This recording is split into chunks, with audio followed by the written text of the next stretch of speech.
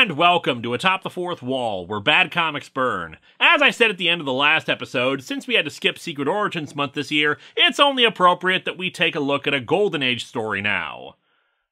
But that's not the only reason we're doing this. While the two series weren't happening at the same time, it says something when Countdown came right after this at DC and had better covers across the board. And hey, I just said something nice about Countdown!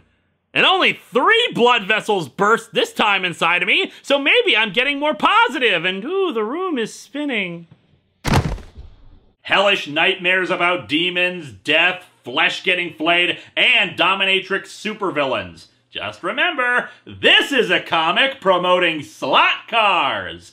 The screams get the attention of everyone else in the place, including his adoptive parents Papa Wheelie and Wide Load. Yes, seriously, those are their nicknames if you haven't seen the other US 1 episodes. It also gets the attention of Mary, whose nickname is probably Stink Radish or something, knowing how this comic likes its bizarre nicknames. Later, US is talking to Wheelie about the dreams concerning the Highwayman. Mary wonders who the hell that is, and US recaps the events of the first issue and how his brother was killed in the Highwayman attack. An old man overhears who kinda looks like Doc Scotty from Neutro, like some other characters I've seen as well. What is it about balding old guy with bushy white mustache that makes it such a repeated character concept? Anyway, he says he's heard of the Highwayman, and he apparently has heard his origin story. The legend of how he came to be. He started out back in the early days of trucking, a strong young buck. It's not often you see a trucker who was also a deer, but he was special like that.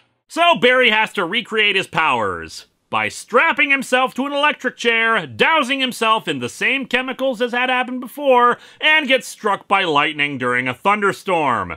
Brilliant plan, Barry! You magnificent bastard, I read your book! But that's assuming he's supposed to be a reference to Whately. But I have a hard time believing that anybody gave this story a second thought outside of, let that Christabella use the F word more often. That's scary. It's not Batman! So yeah, they set up their little system to make lightning flow into him and have the chemicals hit him at just the right time, and his body catches on fire and he's left with burns all over him, ending issue 2. You know, I still haven't watched the Flash TV series, yet I am quite familiar with a phrase that some of its fans have taken to. Damn it, Barry! And now we get some insight into Retread, which surprised me because I figured we were setting him up so that he would be a villain or something and US would just be an idiot. But nope, we get to see the inner working of the man named Retread. Whew, this guy doesn't waste any time. Wonder what drives him so. He seems like a nice guy. In fact, I kinda like him already. Boy, I'd sure love to retread him. What the hell does that even mean? Brain, your ability to think up innuendo is starting to fade. As a reminder, the nuke was stored in the Betamax player in his house. My quest against VHS tapes been wrong this whole time? Was Betamax actually the real evil? No, they were just corrupting the holy and pure Beta with their evil scheme. And by the way, duckbills don't kill duckbills. What? Don't tell me that humans kill other humans. Oh, we're doing this now, huh? We're doing the Human beings are so awful because we kill our own people thing, huh? We're going into 1950s B-movie aliens passing judgment on humanity thing? Bill Jemis wants to indict our happy little species? Okay, asshole. I'll play. Sure, humans kill each other. We kill for passion, madness, rage, love, war, and Lord knows other things. And yet we've got 6 billion people running around the planet.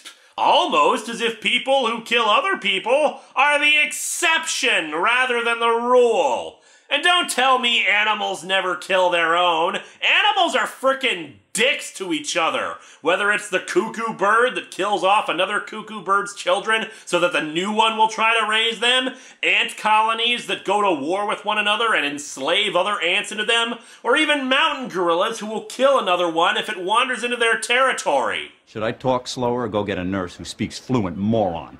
In other words, take your self-righteous, moral-aggrandizing, holier-than-thou attitude and choke on it along with this comic.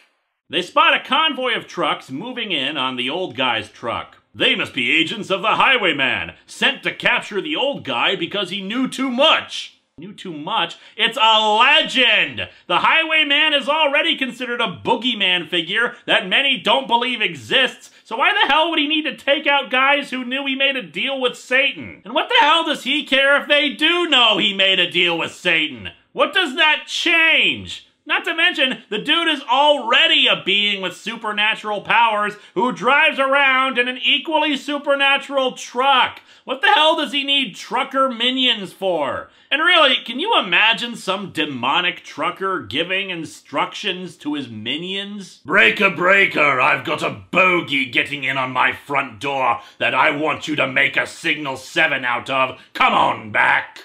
I mean, we do remember that supervillains are a thing, right? I feel like in the Marvel universe, they saw the Nazis bombing London during the Blitz and said it was the British's fault for putting up those explodable buildings. Like an idiot, Timothy tries to intervene without success, Gulliver taking the landline phone and knocking him out with it. Eat phone! When Iron Man fought Nitro once, his solution to defeating him was to make him explode over and over again so he'd get tired. Don't worry, everyone. I'll stop him from exploding and killing you all by making him explode and kill you all. Man, can you believe that I'm not drunk right now? Should we even be looking at this? This seems like classified government document stuff. I wouldn't worry about it. It's not like anyone here is going to be tweeting this or something.